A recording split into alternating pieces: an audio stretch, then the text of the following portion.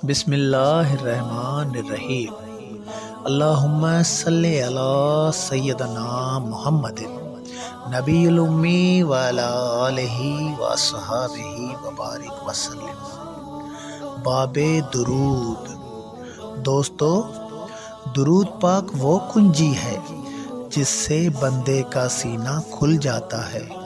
اس میں نور کی تجلیاں داخل ہونا شروع ہو جاتی ہیں،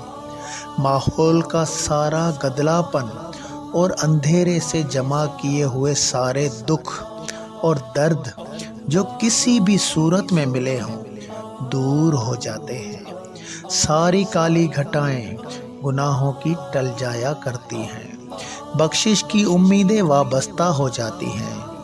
دربار اقدس رحمت للعالمین کے ساتھ پختہ عقیدہ جڑنے کی وجہ سے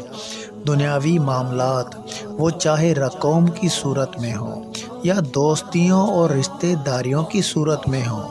ان میں بہتری آنا شروع ہو جاتی ہے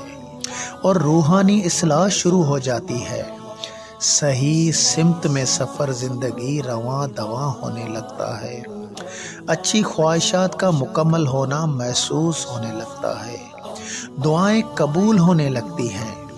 نفس کا غسل ہوتا ہے، کثرت درود پاک سے ہماری زبانیں پاک صاف ہوتی ہیں، گھبراہٹ کی جگہ تسکین راحت آنا شروع ہو جاتی ہے، ہمارے چہرے اور پیشانی کے آگے پیچھے ایک نور نمودار ہو جاتا ہے، ہماری زندگی کے الجھے ہوئے کام سلجھنے لگتے ہیں، اپنی والدین کے قبروں سے لے کر اپنی ساری روشنیاں چمک دمک کی ماند ہو جاتی ہیں، ایسی برکتیں اور رحمتیں ملتی ہیں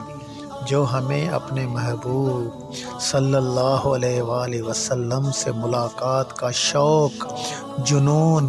بے حد بڑھا دیتی ہیں، ظاہری روحانی قبر میں آخرت میں ایک ایسا نفع درود پاک کی کثرت کی وجہ سے ملتا ہے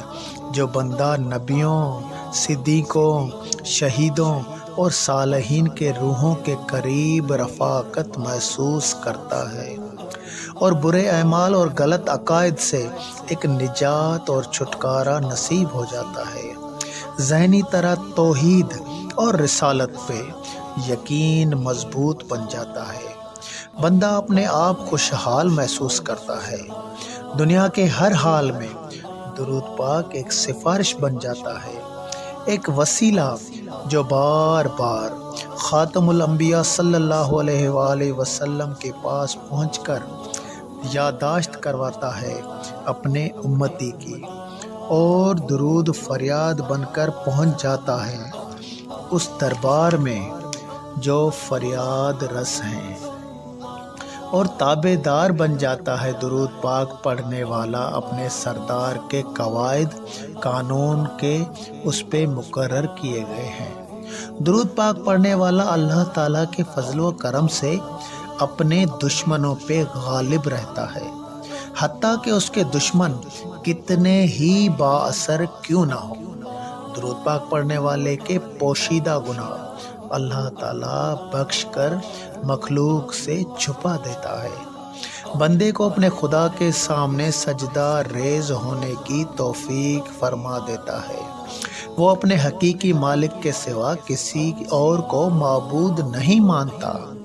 یہاں تک کہ وہ اپنی دنیاوی ہر لمحے میں اپنے رب کے ساتھ گفتگو کرنا سیکھ جاتا ہے، پھر اس کو کسی اور کا نہ خوف ہوتا ہے، نہ ڈر اور نہ ہی وہم، بس اس کے راز و نیاز اللہ تعالیٰ کے سپرد ہو جاتے ہیں، تاریک راتوں میں، تنہائی میں، اداسی اور خوشی میں۔